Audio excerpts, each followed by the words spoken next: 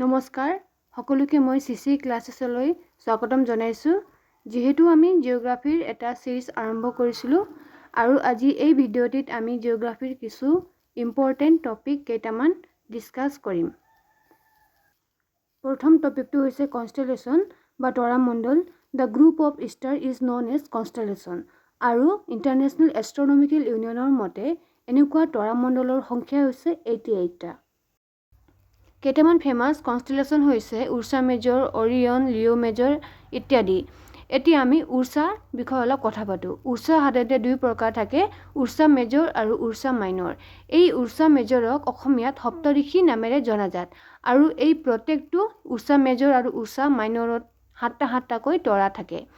আৰু উৰ্ছা মেজৰৰ মানে সপ্তঋষি ওচৰত থকা তৰাটো হৈছে পোলাৰ ষ্টাৰ যি উৰ্ছা মাইনৰত আছে আৰু এই পোলাৰ ষ্টাৰক ইংলিছত নৰ্থ ষ্টাৰ আৰু অসমীয়াত ধ্ৰুৱ তৰাৰে জনাজাত এই ধ্ৰুৱ তৰাৰ জৰিয়তে আগৰ দিনৰ মানুহে ৰাতি দিশ নিৰ্ণয় কৰিবলৈ ইয়াক ব্যৱহাৰ কৰিছিল আন এটা ইম্পৰ্টেন্ট কনষ্টেলেশ্যন হৈছে অৰিয়ন বা হান্টাৰ আৰু ইয়াৰ ওচৰত থকা তৰাটো হৈছে সিডিএছ যাক ব্ৰাইটেষ্ট ষ্টাৰ বা ডগ ষ্টাৰ নামেৰে জনাজাত